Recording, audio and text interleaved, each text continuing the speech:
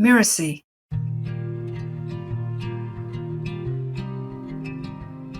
Once upon a time, before the creation of man, God gathered all the human feelings and qualities, all the virtues and vices, into a certain place on earth and told them to wait for the creation of man. Time passed, and when boredom had yawned for the third time, Madness, as mad as ever, proposed to them, "Let's play something. Let's play hide and seek." Unable to hold back, curiosity asked, "Hide and seek? Is it a game?" Madness explained, "It's easy. I'll count to 1,000,000, while you and the others hide.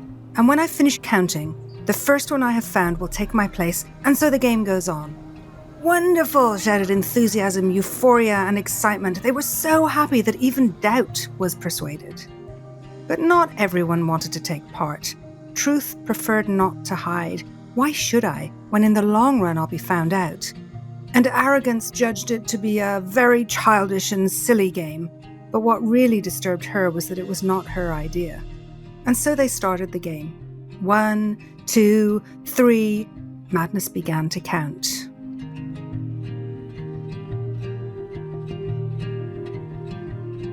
Hi, I'm Lisa Bloom, the story coach, and you're listening to Once Upon a Business.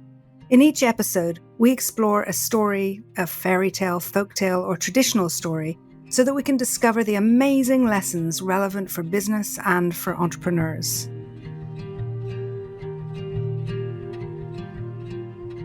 In the game of hide and seek, tenderness hung on the horn of the moon. Lie said he would hide at the bottom of the lake, but he lied and hid behind the rainbow. Faith rose to heaven, and envy hid in the shadow of triumph, who by his own forces reached the crown of the highest tree. Generosity nearly didn't manage to hide, for each place she found seemed more suitable for one of her friends. A crystal lake, the ideal place for beauty. Perhaps a crack in a tree, a perfect place for shyness. And a gust of wind, a magnificent place for liberty. Finally, generosity hid in a sun ray. Egotism, on the other hand, found a very convenient place right at the beginning, good ventilation, cozy, but only for himself. And passion and desire hid in the center of a volcano. When Madness reached 999,999, love had not yet found a place to hide. This should be no surprise, for we all know how difficult it is to hide love. She was so preoccupied until she saw a beautiful rose bush. Deeply touched, she hid between the blossoms. 1,000,000, Madness shouted. I'm coming! As he turned, the first one he saw was Laziness, thrown to his feet because he didn't have any energy to hide. Then he found Doubt, who was sitting on a fence, unable to decide where to hide. After that, Faith was heard discussing theology with God, and passion and desire were found because they made the volcano erupt. And so he found them all. Fear in a dark cave, and Lie behind the rainbow, still lying that he was really at the bottom of a lake. Only love couldn't be found in any place. Madness searched for her everywhere but couldn't find her, and when he was about to give up, when desperation said that Madness will never find love, Envy, who was envious of love, whispered to Madness, "Love is hiding in the rosebush." Madness saw the rosebush and the blossom. He took a wooden pitchfork and stabbed at the rosebush and stabbed till a heartbreaking shout made him stop. And after the shout, love came out, covering her face with her hands. From between her fingers, out of her eyes, ran 2 threads of blood, red as the roses. Anxious to find love, Madness had taken out love's eyes with the pitchfork. "What have I done? What have I done?" Madness shouted. "How can I repair it?" he cried, and begged for her forgiveness. Hearing the commotion, God came back to that place and saw what had happened. "How can I repair it?" asked Madness. And God answered, "You cannot restore her eyes, but you can stay with her as her guide." And so it came about that from that day on, love is blind and always accompanied by madness.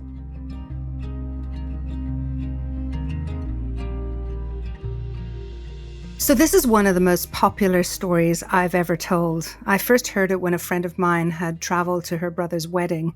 Her brother's best man had read this story at the wedding to everyone's delight. And I love the story, and I've told it many times since. It's a great crowd pleaser, and at the same time can dive quite a bit deeper. So on the surface level, it's a clever story, play on words and their actions, and it's lots of fun. As each of the feelings and human qualities show up, we're almost surprised and then delighted by the action they take, which is the perfect enactment of who they are. They try to hide, and each and every one has a typical reaction to the game, and then finds the perfect hiding place. It feels obvious and somehow really satisfactory. And that's what's so delightful. So curiosity asks, of course, what is the game? And enthusiasm, euphoria, and excitement are thrilled to play. And then their hiding places are so perfect. Lie said he'd hide at the bottom of the lake, but he lied and hid behind the rainbow. Faith rose to heaven, and envy hid in the shadow of triumph, who by his own forces reached the crown of the highest tree. I just love that. It just seems so typical that each of the qualities finds the perfect place. It's striking to me that the feelings and qualities can be nothing but themselves. And it teaches a great lesson that our actions are really the perfect representation of who we are. So actually, we really can't hide. I'd love to believe that how we show up in business can only be successful if we don't hide who we really are. And it certainly speaks to the belief that I have that authenticity is a powerful business driver, more so now than ever.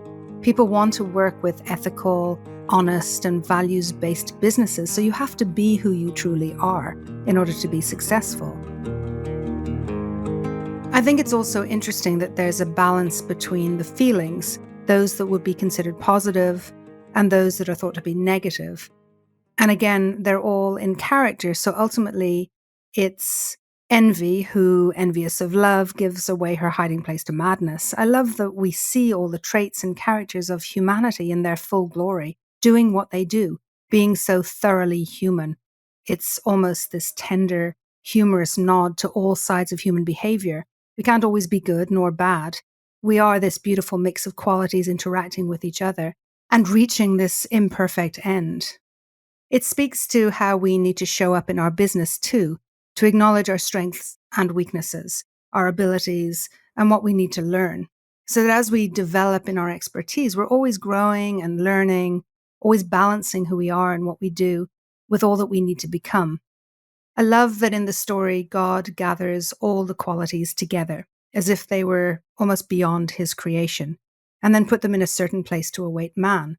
And then is called again at the end of the story when madness does this evil deed and blinds love. And God tells madness, you cannot restore her eyes, but you must stay with her as her guide. So this is justice. We need to be accountable for our mistakes. We have to pay the price for our imperfections.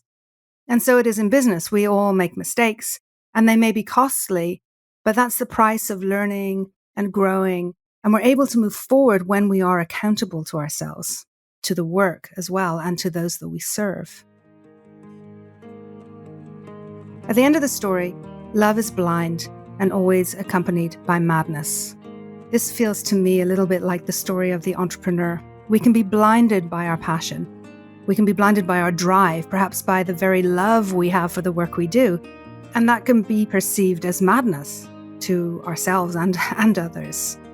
Perhaps this is the most important lesson of this story, that as we drive forward with our passion, our unending ideas and initiatives, we can become blind and be led by madness.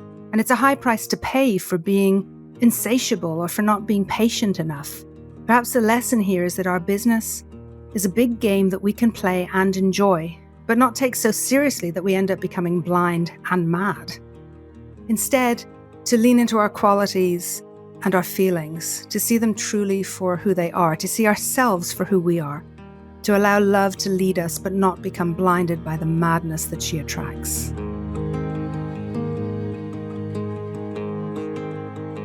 So I think there's a kind of madness that happens when we pursue an idea or a particular product or service, and we're adamant that it's going to work. If we just keep trying, if we just keep pushing through. And there's a kind of madness in that we are so attached and so committed to this moment of passion or this idea, this love of the thing that we've created, that we're not willing to see the reality of its failings. We're not willing to see the place that perhaps it needs to change or it needs to be let go of. And so I think as an entrepreneur, it's really, really important to accept that not everything is going to work, that not everything is going to be successful. And we need to be open, almost like the qualities in the story. We need to be open to the positive and the negative, and then make an assessment based on the reality of what's actually in front of us, rather than our passion and our vision and our imaginings of what could be. So in the story and in reality, there are consequences for being who you really are. As Madness discovered, not always good consequences.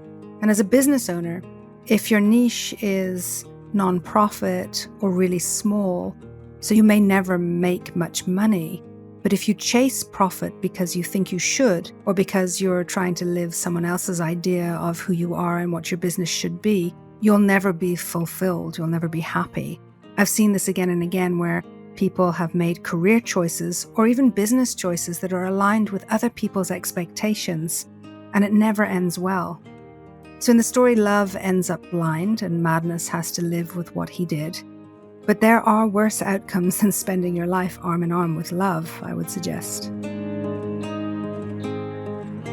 I've seen numerous examples of people who have left corporate jobs or left small businesses where they have worked themselves to illness, to burnout, to a situation where they just had lost a sense of why they were doing what they were doing anymore, and spent some time figuring out who they really are and what they want to do in the world, and ultimately reinvented themselves into something new. Oftentimes, these are the people who become something in the helping area, something that has much more meaning of fulfillment. And the transformation in their own lives is just enormous, just about being able to suddenly articulate their values and live them through the work that they do. And the sense that they're doing meaningful work and they're making change in the world. It's a beautiful thing to see.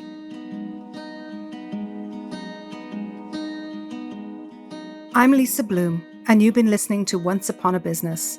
You can find out more about me at story-coach.com. That's story-coach.com. Once Upon a Business is part of the Mirasee FM podcast network, which also includes shows such as Making It and Course Lab. This episode of Once Upon a Business was produced by Cynthia Lamb. Jeff Govertson assembled the episode. Danny Innie is our executive producer. So you don't miss the episodes that are coming up on Once Upon a Business, please follow us on Apple Podcasts, Spotify, or wherever you're listening right now. You know, growing up in Ireland, we used to go to see Maureen Potter and the end-of-year Christmas special in the Gaiety Theatre. And at the end of every show, she was renowned for saying, "If you liked the show, tell your friends. And if you didn't, keep your breath to cool your porridge." So if you like this show, please leave us a starred review. It really does help us out. Thank you. We'll see you next time.